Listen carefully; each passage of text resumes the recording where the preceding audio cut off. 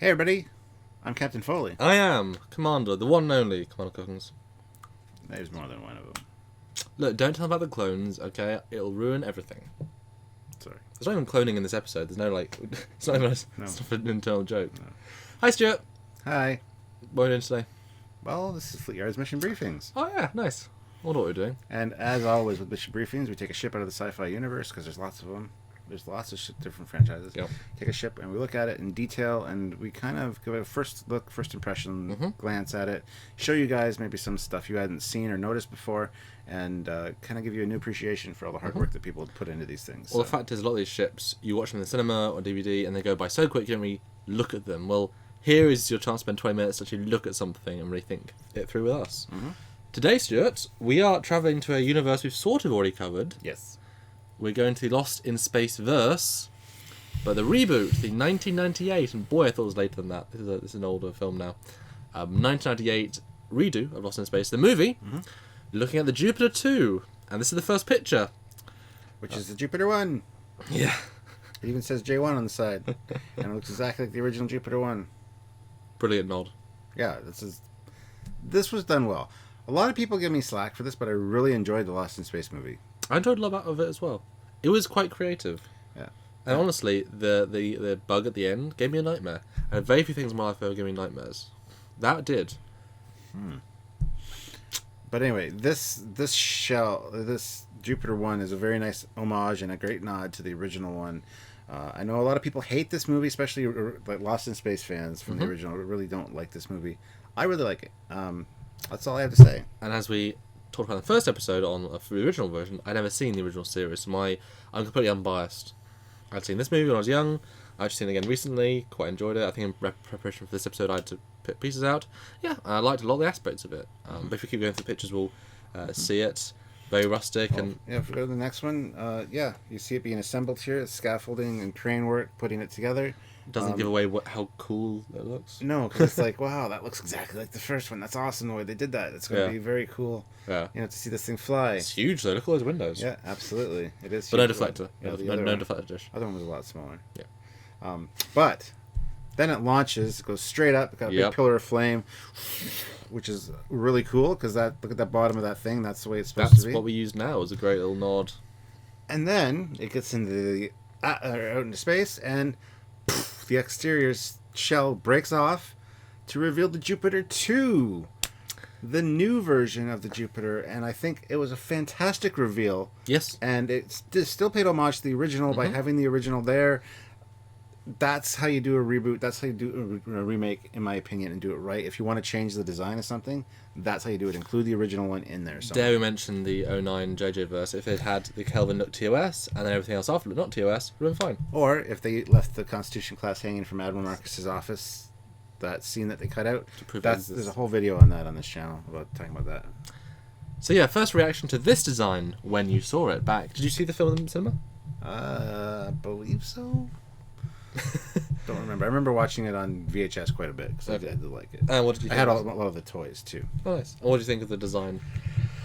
I thought it was cool. The asymmetry of it really was something neat to see in a starship, and it wasn't blocky. Nope. I have kind of an issue with blocky ships sometimes.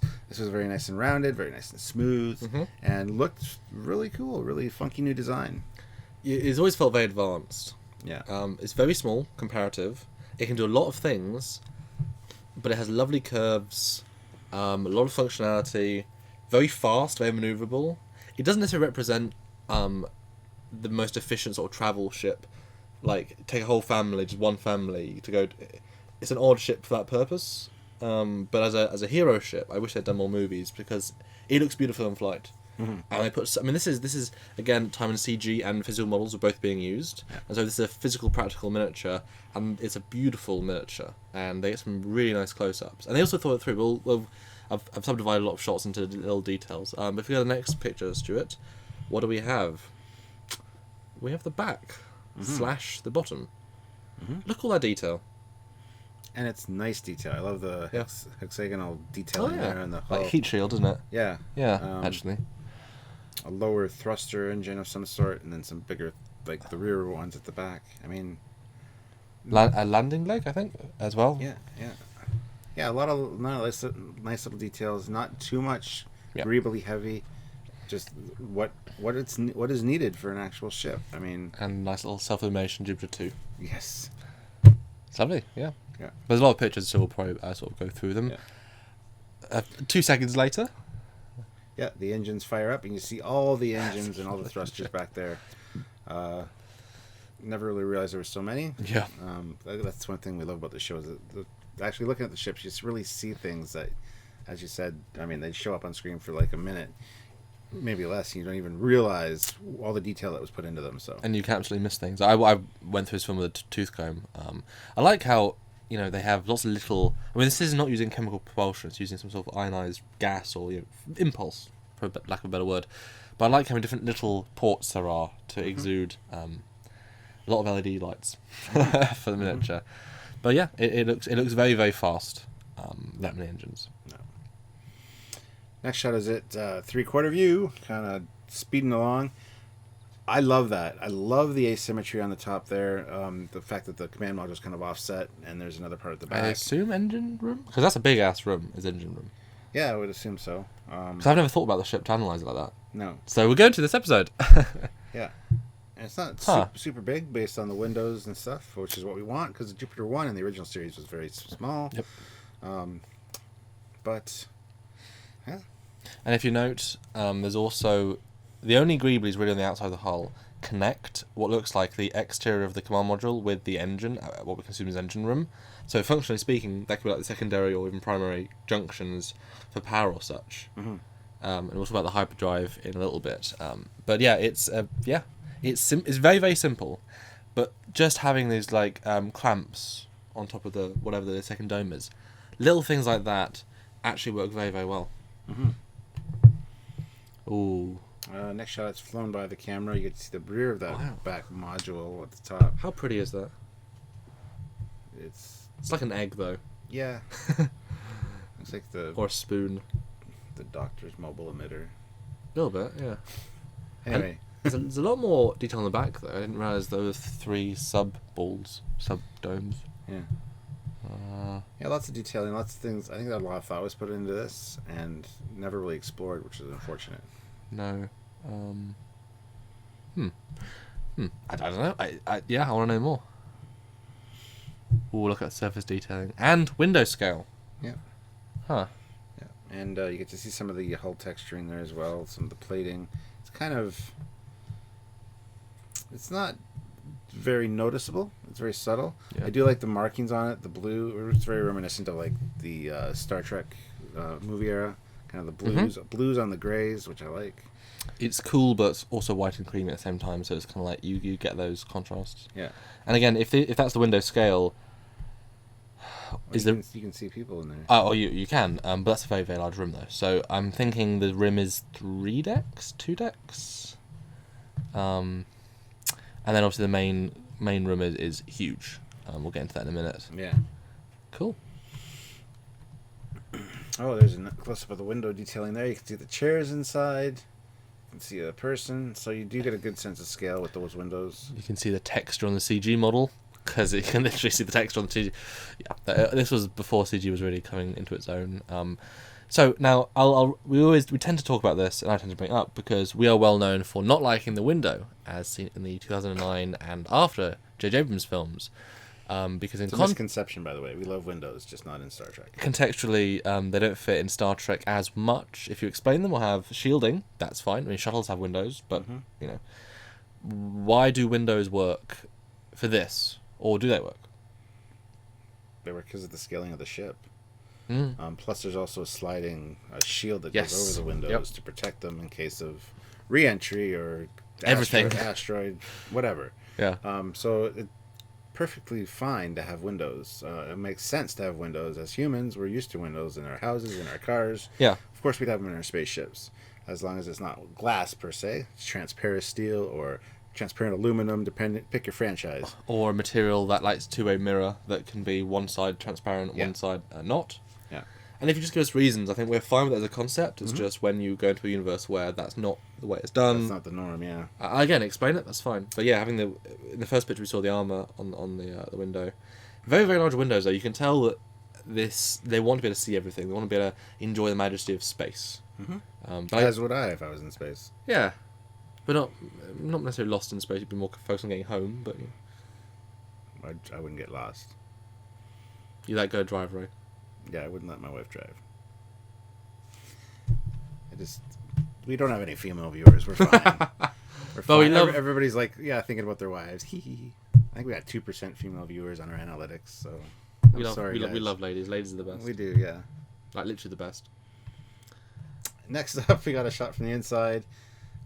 See some of the contouring on the panels with the display monitors, which aren't square; they're round, which is very cool. No, we talked about the Hitchhiker's Guide to the Galaxy, where they had internal the room. The controls are very basic, but lots of curves. Here, lots of curves, but big screens. Big feels more functional. Feels more like they're trying to relay information. And the L cards are pretty. The displays, sorry, are pretty interesting in this movie as well.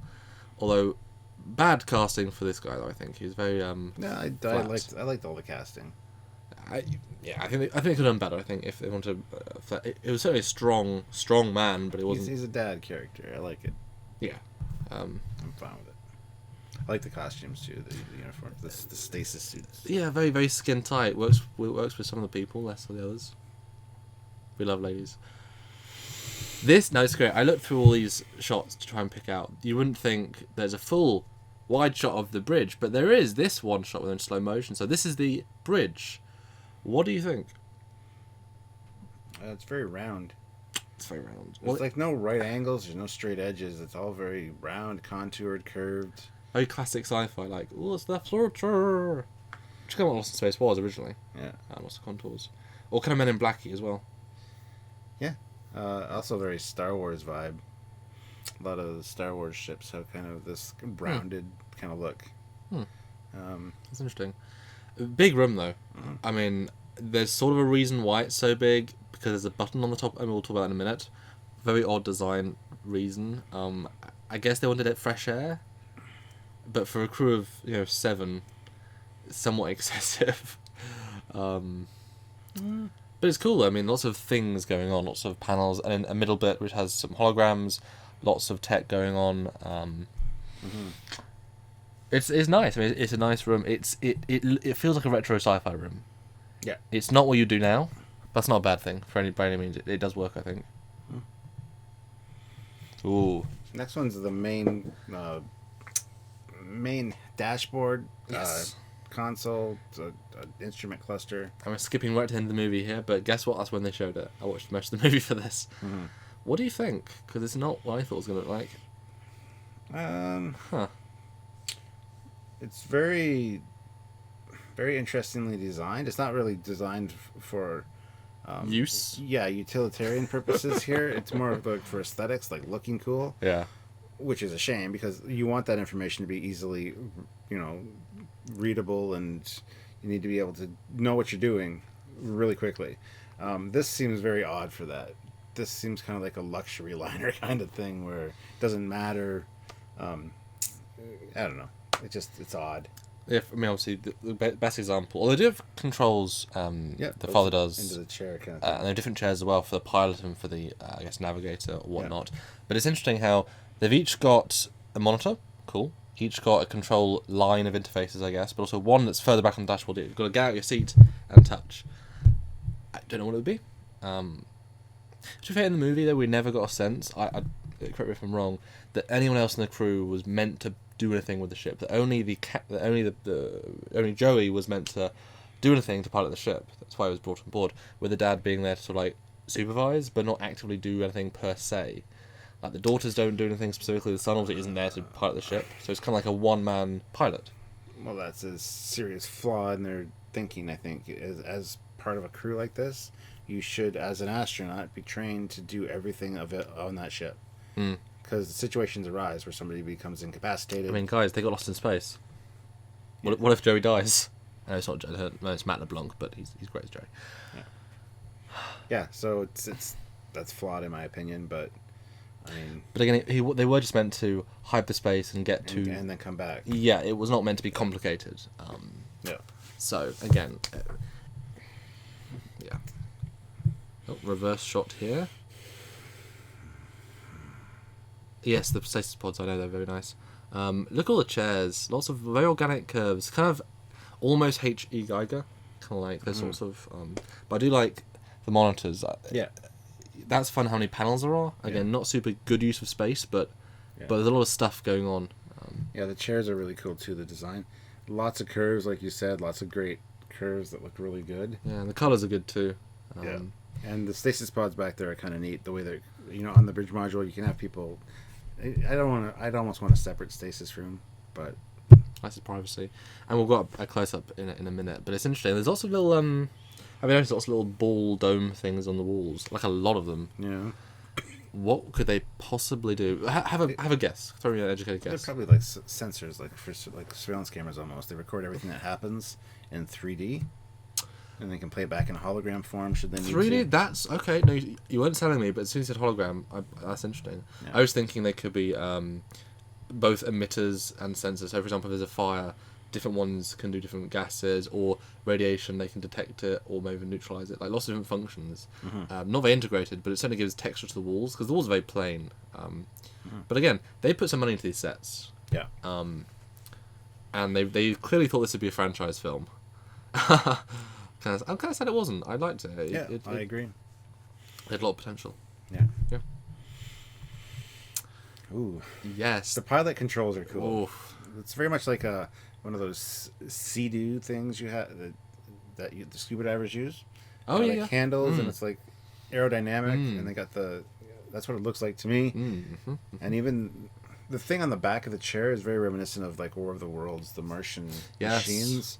Again, of the era as well. Yeah. Just kind of an odd thing for a headrest, but I mean, it looks super cool. Yeah, when I see his control console, I see like the motorcycle games that you've had in arcades. Yeah. The big ones. I mean, it seems super... It must be super lightweight. That's the only way I can see it being practical. Yeah. Obviously, like joysticks, but again, if you... Joysticks? That's actually quite a good joke. But if you have two full controls, I'm sure there's like touch sensitives within the control, so you can like different pressures equal different turning radiuses. Yeah. But if within the control interface you had all the monitors and dials, so if you just want the movement of the ship, everything is there, and everything is available, rather than just joysticks and then pushing buttons. So I can kind of see it being useful. We just never get to see in it. But certainly, I mean that's a statement of technology. Yeah. Having this, certainly an interesting direction. Yes. It's a good summation for the film. Lots of interesting directions. Yeah. Yeah, I really dig the pilot's whole thing, the seat, the console, everything. I like Jerry in this film as well. Yeah. Matt was good. Yeah. Oh, all right. Some 3D holographic displays are always a good thing, especially when they're done really well, and this is, in my opinion. I love that table. I love the emitter ball thing the dome at the top. It's very Star Trek, but in its own way. Yep, and I really like it. I really think that's something that says advancement to me, and you see it all the time in sci-fi. Is the holographic table, something to have 3D images like even Iron Man has it, where he's swiping through and he's taking pieces. That's the future, and that is really represented well here. Great colours, great information. I like the fact it's all limited to an area, because it means if you walk around this one area, you see it all. I'm sure you can do more with it because it's being projected to both sides. Like you have the control of it being a set area. It's not just like a room of holograms, but you can't do anything with it. Yeah. Also, do you notice that the control interfaces, they're all cut out with lots of different shapes. It's not a static shape. I think the one in the front, they forgot to put the panel in because you can see the backlit in it. No, I think it's just a reflection from up here. It's just that, do you think? That reflecting there, yeah. With the camera moved, you'd see that. Oh, that's interesting. They're actually shaped the same shape as the ship. Interesting. And this one's the same. Yeah, well, yeah. But it's interesting, they again, so much effort to cut out and make a distinct look. It's interesting. And yeah, great hologram. And again, 1998, it's good CG. I really enjoyed the CG in this film. I thought it was actually ahead of its... Not ahead necessarily, but it was looked great for its time. Holds up well, too. I think so. Next up, we got the stasis pods. Yes. It's interesting how they slide back and then up into the wall, so they're kind of like up like that. Yeah. Yeah, I don't have much to say on stasis pods. I like the use of CG with the thing coming over his head and all sort of goes together. Yeah. I mean, it's a very sort of normal stasis pod. I mean, they've used Aliens before it, used other shows after it. Again, very organic, follows everything else, kind of looks like a helmet almost, you know, with a thing. Yeah, and built custom for the crew, you know, just enough. It almost looks like alien technology, though. No, but yeah, I wonder what the backgrounds of Earth at this time. We never really got a sense of what Earth had. Also space faring and, you know, hyperspace and things. I think he developed the hyperspace engine. But yeah, interesting.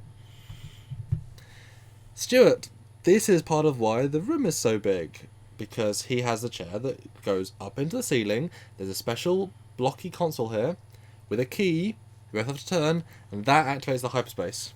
What do you think about that as a design choice? It's odd. But at the same time, it keeps the hyperspace under the control of the pilot.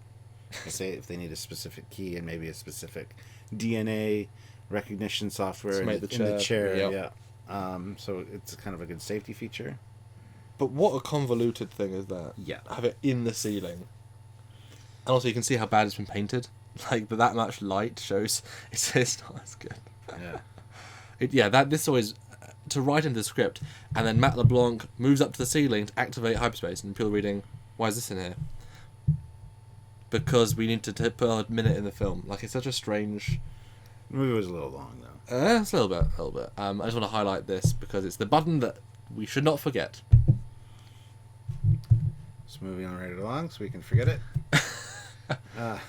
So now they are preparing for hyperspace as they're about to hit the sun, yes, I forgot and about this. pieces start to come out. This is obviously CG model. You can see the difference in quality. But pieces start to come out. So if you go to the next picture, the fins, I suppose, the side fins, which, I mean, my goodness, that's a thing. We saw them in the previous pictures; they existed, but now they're coming out. A lot of Ernies, a lot of Greeblies. I can see the low detail of it personally as the CG, but that's really is just me. But it's great they got this close up. Like, they knew they needed a shot like this. They've kept it anyway. What do you think? Yeah, it's an interesting transformation for hyperdrive. It's kind of neat, actually. But to do it this close to a sun... Well, they're about to die, so... I know, but it seems just dangerous and things are going to melt. Yeah, that's weird.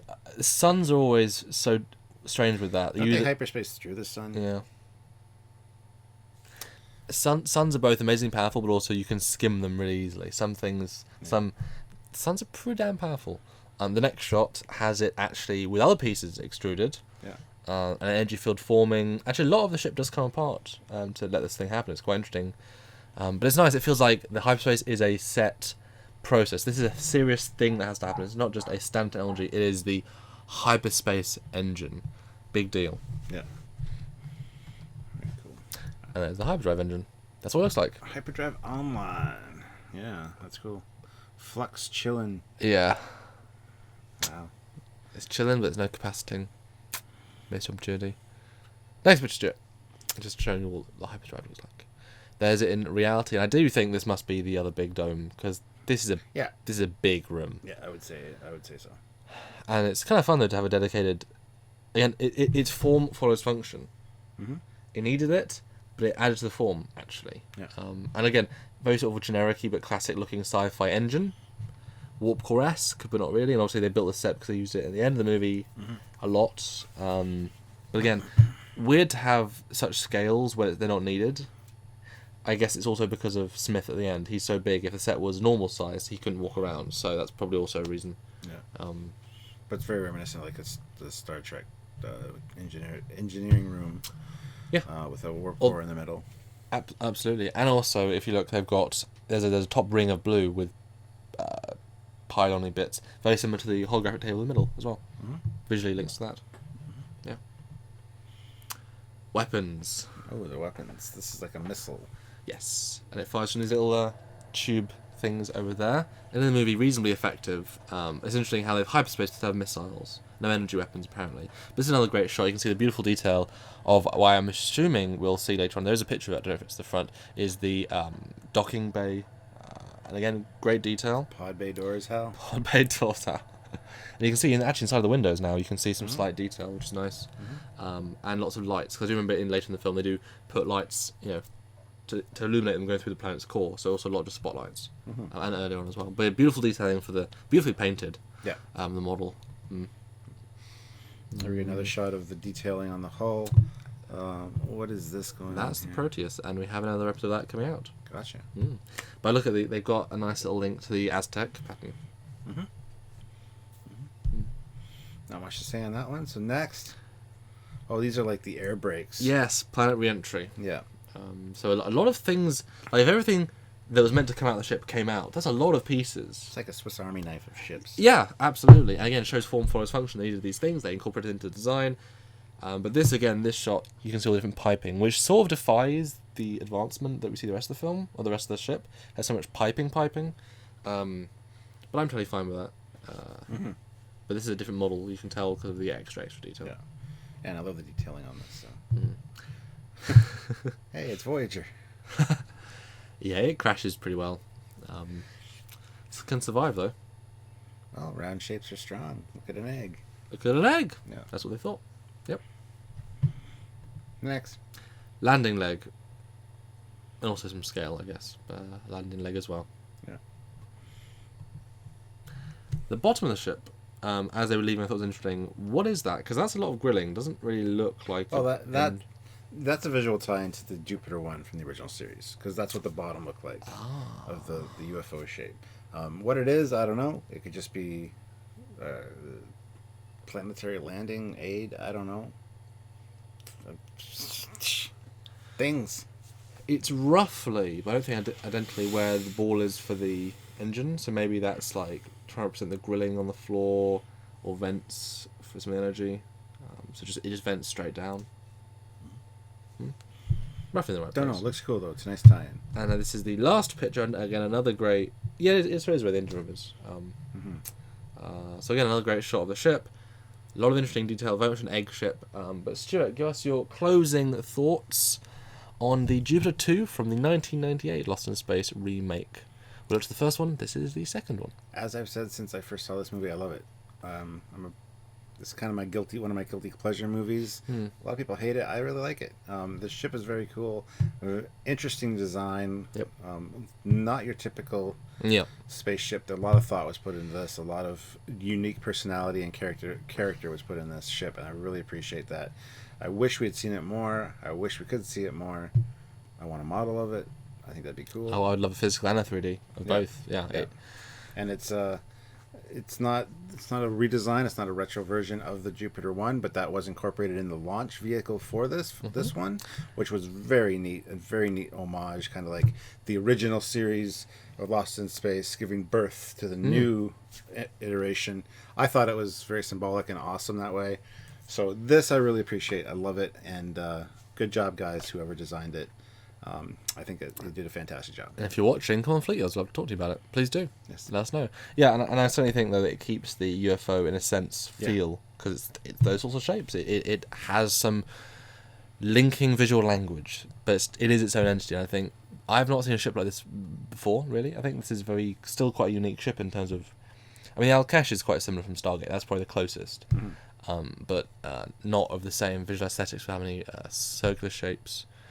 Very organic, very nice, very fast, and I would love to see a 3D model be made for Fleetyards. Hint, anybody out there, if you have a 3D model, because I think it'd look great. And I'd love to do the actual scale, and compare it to other things. Maybe even get set plans and just put it on top of the bridge and see how really big that is. And yeah, I think this is a ship that's ripe for expansion and development. I'd love to know more personally. So I think that's it, guys. Hope you guys enjoyed. Please tune in for another Fleetyards mission movie next week for another great ship. We are here together in person doing a whole set of Fleetyards for you to enjoy. If you enjoyed the extra chemistry, the fact that we can do that's added value for all of you in the viewing experience. But if you want to support the show, there are a couple of ways. The best way is to share. Share this with anywhere you think fans would enjoy Lost in Space, the ship, our thoughts, or a sort of first look, because these ships deserve a lot of love, and that's why we are here. So share that love by sharing the video anywhere you think fans would enjoy this sort of content. And don't forget to subscribe, otherwise you might get lost on YouTube and not be able to find us. And I don't want to get lost in my financial situation. So if you guys want to help us out financially, Hyperspacing us into profit, you can do that by getting out of your cryo tubes and going over to Trekyards.com using your holographic 3D table and donating. Click at the big donate button. It'll be right in the middle. And if you want to support us to fight the bugs that are going to be coming to take over the universe, then support us on Patreon, monthly donation scheme where you can support a little bit every single month. Goes towards the running of this show and other shows like Trekyards, like the interviews, like the podcasts, the whole channel you're supporting. And the Patreon support will definitely help with the CGI monkey, make it look a lot better, more realistic. Maybe actually get a real monkey. Anyway, guys, hope you enjoyed the episode. We enjoyed doing it, and we do like Lost in Space. We do like the original, but we do like this one as well. So just wanted to share this one with you guys. This can be a part 2 to our part 1, and hopefully you guys enjoyed it. Yeah. So until next time, I'm Captain Foley. And I am Commander Cockins. Don't get lost. You know where to find us. Bye, guys. Bye, everybody.